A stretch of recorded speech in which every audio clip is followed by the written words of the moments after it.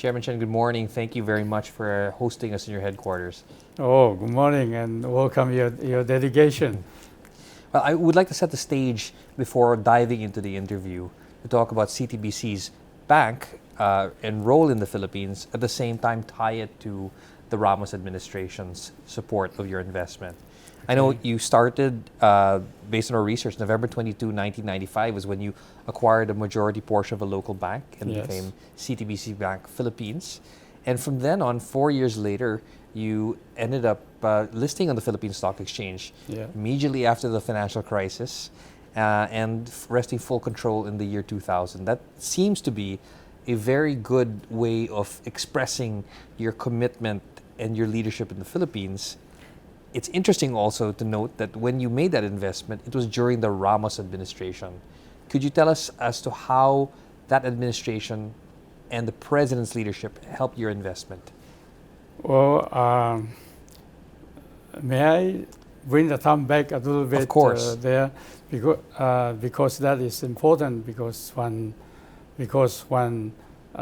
Dr. Koo, my boss, Chairman Dr. Jeffrey Koo, who is a very dear friend of President Ramos, and important is that his beloved in Philippines, because he has so many good friends in Philippines.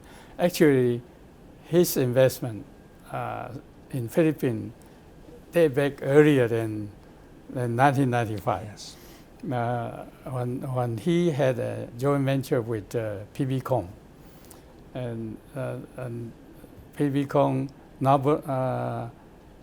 Nobula is one of his good friends. Yes. Filipino friends, and so history dates back to those years that when he had so many good friends in Philippines, and he traveled to Philippines very frequently, and so that he always joked to us that he fall in love with Filipinos. So when even before President Ramos took the office, he knew his father in Taiwan. When his father was the ambassador, yes. As ambassador stationed in Taiwan, at that time we call it commissioner or something. Yes. So but in fact is an ambassador, and so they become family friends already, and so that. In the years of 1995, he had an opportunity of a local bank, and that local bank was registered, applied by a few of his good friends as well, and their friend and his friend feel that because CTBC is already in banking, doing so well in Taiwan already. It had a global reputation as well. Already, so that they meet and talk together and say, and so that CTBC had that opportunity in a way that is a shortcut to enter into the market. Otherwise, you have to go through the process of application from scratch. Yes. From scratch, yeah. Yes. Yeah, and so that he at that time, the person who encouraged him to do that, including Governor at that time, Governor Shin-song. Governor Gabby Singson, yes. Governor Shin-song and President Ramos, because they knew each other, and with that opportunity and with that encouragement, so he bought into that bank, so that officially we had an operation in Philippines, so make him has a more reason to visit Philippines more again. Well, Chairman CHEN, the seeds were planted, as you mentioned, years before, and at the same time, you already had a good environment to invest in. Could you share with us as to what specifically did President Ramos do to gain the confidence of Dr. Koo and the shareholders to really expand in the Philippines? Yeah, interesting question, because when a businessman thinking of an investment, first thing they have in mind is the people. They know and they trust to each other. So, and because of the friendship with President Ramos, with Gavi Sing Song, because of that, and he felt confident that this investment is fall into the same line of CTBC's globalization Yes. mission, because Taiwan market is relatively small, and our founder, Dr. Jeffrey Koo, always looking for expansion into overseas market, because the bank's customer already globalized already, and so the bank wanted to serve its customer, and it should be globalized as well, and so that opportunity in Philippines become naturally fit. Yes. That's number one, and number two, at that time, I think the investors' concern is like security, peace, the economic activities, and it just happened that when President Ramos took the office, everything he did, it seems to just follow the needs of a businessman, because he placed a lot of effort in the social reform, business environment improvement, fight the poverty, and encourage, pass many laws and regulations to encourage the inflow of the foreign capitals, and that just, it seems that everything just fit into the what do I say, chemistry. Yes. Yeah, Fall into place. Yes. Yeah, in one place. So I think it's just naturally fit that CTBC and Philippine market, CTBC's business plan and the market in the growing market in Philippines. I think that's it seems it's so natural, just all came together at the same time. Well, it looked like it was a very convergent time. I understand there was even I was involved in Congress at that time, working for a senator on the Foreign Bank Liberalization Act. Mm-hmm. Did you see that beyond the personality and leadership of President Ramos, did you see the regulatory environment become more consistent and more welcoming of your investment? That's what, at that time, our experience, because since 1995, I personally accompanied our chairman to visit Philippines, and the bank, he is the chairman and I was the vice chairman. So together with my chairman, we closely work on the operation of the bank in Philippines, and we feel that whenever we need help, whenever we need assistance, and we did not feel any restriction for us to approach our regulators or even the business counterparties. Whenever we wanted to do whatever the business we feel, we never feel there was any restriction. Mm-hmm. So with that kind of feeling, we were so optimistic.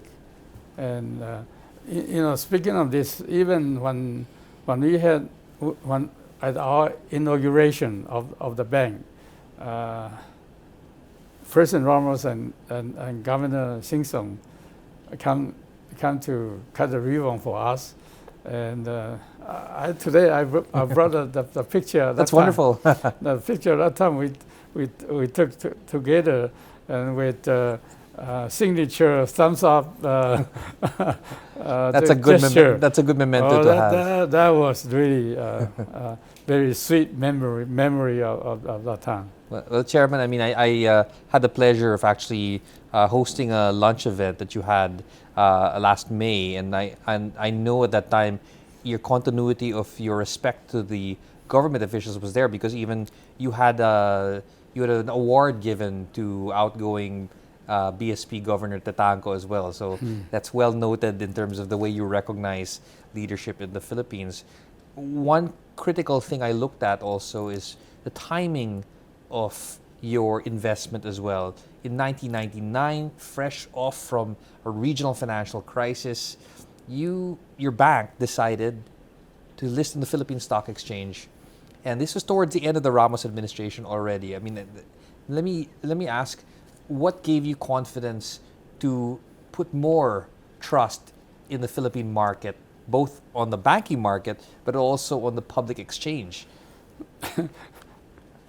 I don't know how to explain, but the passion, the personal passion is there no matter what happened. I think that's most important. But important is that over those years when we started to 1999, those years, our bank is doing as we expected. So we feel that our operation was very smooth.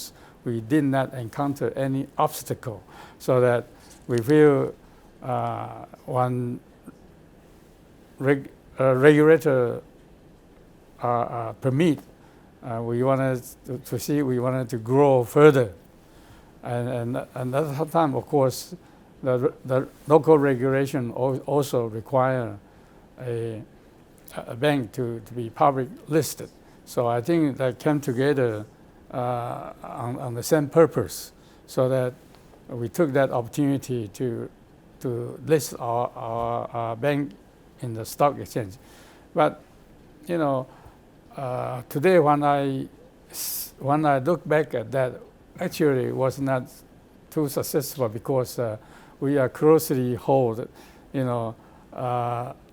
majority of the share owned by CTBC. Yes. And CTBC did not have any intention to divest it.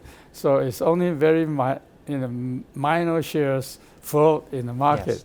Of course, that doesn't Of course. Did not create the real stock market. Yes. Yeah. So I view that was not that successful. Well, Chairman, when you look at your increasing investments also and your confidence in the Philippines, you look at the transition of the Ramos administration, 1998, he was stepping down from office. How much of that legacy was there that you credit to him that allowed you to further your presence in the Philippines? At those days, I was more involved in the operation of Philippines, and because our chairman, that I get more opportunity to meet with President Ramos from distant, from distant. But to me, two gentlemen are so much alike. Many similarities among them in terms of character, in terms of vision, in terms of ego, in terms of their determination for the future. Of course, my chairman, the determination for the future is CTBC. Of course, President Ramos' determination for the future is the Republic of Philippines. But many things in common. Even in the personal side, when they get together, they're always making jokes. So we are sitting aside. And you were based in the Philippines already at that time, right? Yes. Yes. And we are sitting aside. We cannot stop us to laugh. They're very humorous, and they are And when they talk about the country, talk about the company, they are so visionary. Their view Ramos wanted to fight for the poverty. My chairman wanted to spread his corporate value to the local market. The corporate value is caring, and that followed the same line as President Ramos is caring, daring and sharing, sharing, yes. and many things. They are really very alike. They drink, they smoke. Of course, my chairman smokes cigar. He always put some liquor. Yes.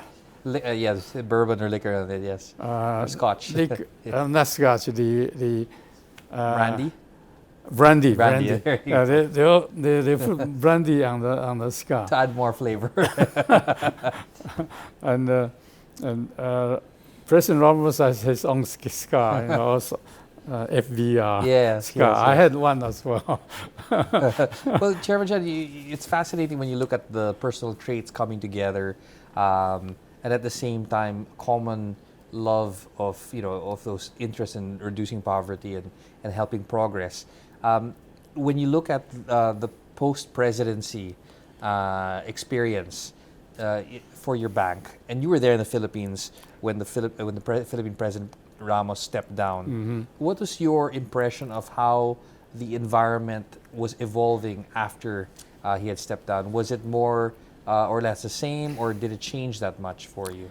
To me, I did not see any changes because even he stepped down, but I saw him everywhere. Even I returned to Taipei, and almost every year I saw him in Taipei. So to me, he seems to be Everywhere. everywhere. I don't get a feeling of that he is already stepped down, but in a sense that after he stepped down and he he retired from the presidential office, and he I noted that he diverted his attention a little bit more to the real down to the earth, the people, Yes. the friendship, and when every year he traveled with a group of Taiwanese investors in Philippines to Taipei to play golf, to dinner, and occasionally I got invited to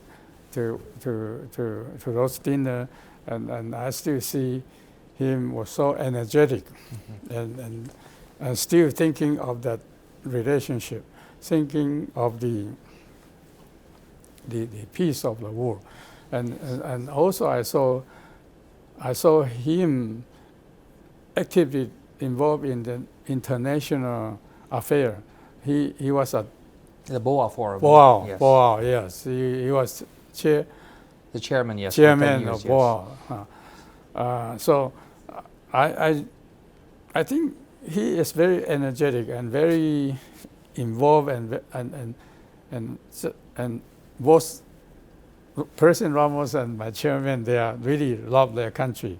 My chairman devote his, other than his business, also his time and energy for the affair of the country, and of course, President Ramos, continue to be a statesman. So I don't feel even after that, I don't feel that he is, Philippines has any changes, because we continue to do business, and when we have any issue, because the friendship or the acquaintance or the mutual trust seems to be carry on with the government official that we are in touch. We contact Peter FVR, like a governor of the of the Central bank. central bank, like you say, before, after Governor Shin-song is Governor Tatanko. Tatanko, Amado Tatanko, yes. Tatanko, And then Governor Espinilla, who passed away. no, before Tatanko. Buenaventura. Oh, the Buenaventura, Yes. yes. And we all become friends, you know. I say friends, but of course, you know, when we have any business issue, we didn't have any hesitate to approach them and ask for help. You have a very strong relationship and network with the Philippines and the officials. May I ask you about the reforms that President Ramos instituted during his term? Do you feel that they've been carried on forward to make your investments, you know, more safe and secure in the country after his presidency? Because of those, you know, you know, I think that I personally feel that carry on from even before his presidency, when he was the Minister of Defense, Secretary of Defense. the National Defense, Yes. that SR, what do you call that? SR, The PEZ? peace, It's a revolution, yes. SR In 1986. in 1986, and that carry on after that, and his I think he also had an agreement with Southern Yes, military. there was a peace process with the Muslim community. Yes, Yes. and I think those are the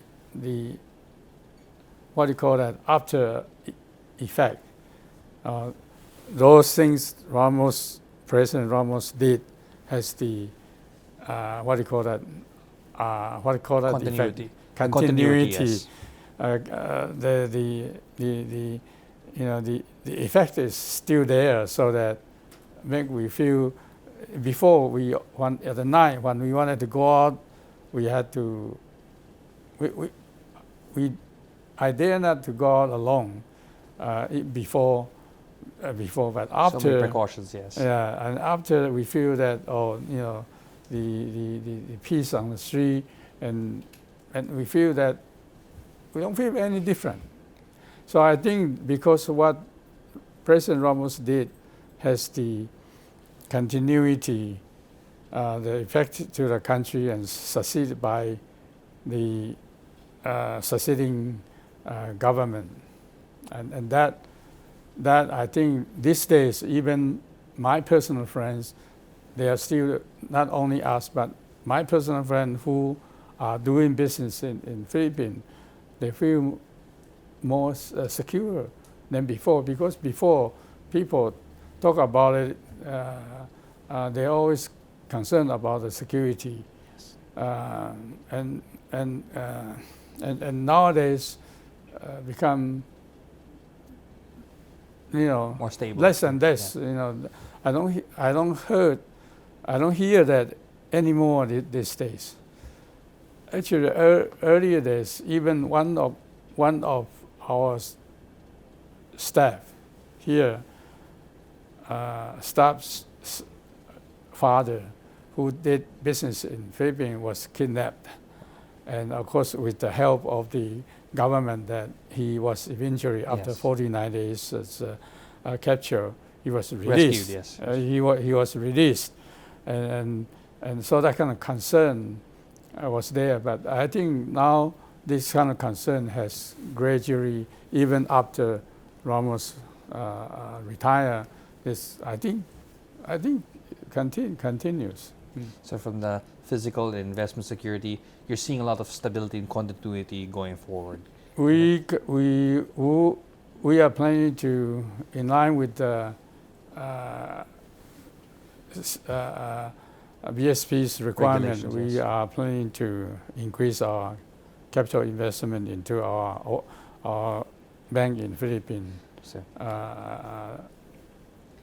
Surely. that's good. Well, beyond compliance, it looks like there is a good faith and confidence in the economy Of course. beyond the Ramos administration. Of course. So my question goes back to the personal. When you have your recollections on your own interactions with the former president, and at the same time, Dr. Koo's continued relationship, what has it been like interacting with the president after his presidency and now that he's more of a statesman moving around the region? Usually, usually when my boss, Dr. Koo, had get to know many head of states, and a lot of time I was at the side, and afterward, nobody knows me anymore. Only President Ramos. President Ramos was the one who helped. He was so friendly, even in our, banks, our private, our banks functions. He comes as, he comes to our function, for do the function, he comes. So, and he remembered me. And one time, he even told me, said, he wear glasses, right? And one time he pulled my finger and stick through his glass. With no glass. So I said, so that kind of. It's a friendship, basically. I don't expect that because he's The head of head of the state. I'm just a employee of CTBC, and that kind of, I feel like intimate,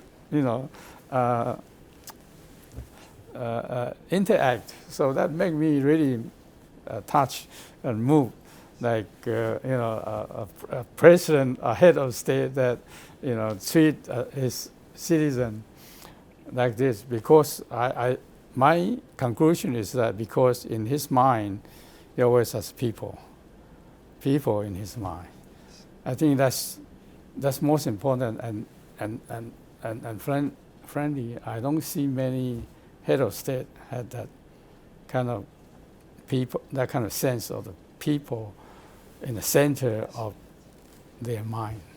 I don't see many. I don't see even any of them. Well, thank you for speaking to that authenticity of your relationship, and that brings me to the close of the interview with one more question, which is on the broad perspective. You've interacted with many heads of state, many stakeholders in the private and public sector. What do you feel that President Ramos's legacy is to the region in terms of being a leader and an individual to emulate? I think naturally he will be regarded as a true leader, because a leader who has the vision and who has the courage, who has the consistency in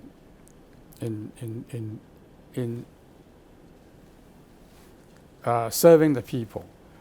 I think eventually he will be regarded as a true leader, and that will make me think of a statement that I think is perfectly applied to President Ramos. Is Abraham Lincoln's "By the people, government by the people, for the people, and what? Of the people. Of the people." Yes. Of the people, by the people, And for the people. I think I sincerely feel that's through him. Well, Chairman, to put two leaders together in the same sentence and at the same time have that friendship with your chairman, Dr. Koo, and yourself, I think you speak towards the authenticity and the lasting friendship for us to look up to and always remember. I thank you very much for your time. Oh, thank you. It's and your wisdom. My great honor, because actually my boss, Jeffrey Koo Jr., he's supposed to be here to receive your interview. I think he's a lot more appropriate to talk about this, and because a lot of time I heard him talking about when he he and his father, how they, how his father joking with President Ramos, those kind of intimacy, like they playing golf, they're talking about cigar, the talking about drinking, and that kind of intimacy. I think he is more appropriate, but his situation right now is a little bit more complicated, Yes. so that he could not make the time to. No, I totally understand. But your insights have been very valuable because as someone who's lived in the Philippines during a critical time, and who even after the presidency of President Ramos, you still interact with him and you appreciated that. Those insights were very well received. Thank you very much. He's my idol. He's I admire him. I don't have a word to. I'm sorry, I don't have a word to describe, but he's my idol, my mentor, and I feel that all the head state should be, should learn from him. Yes. Should learn from him. Thank you. Eloquently said. Thank you very much for your time and sharing your experience. Well, I hope I did my job, and and more importantly, he'll be happy to hear this interview when we share it with him. Thank you very much, Chairman Chen. Thank you very much.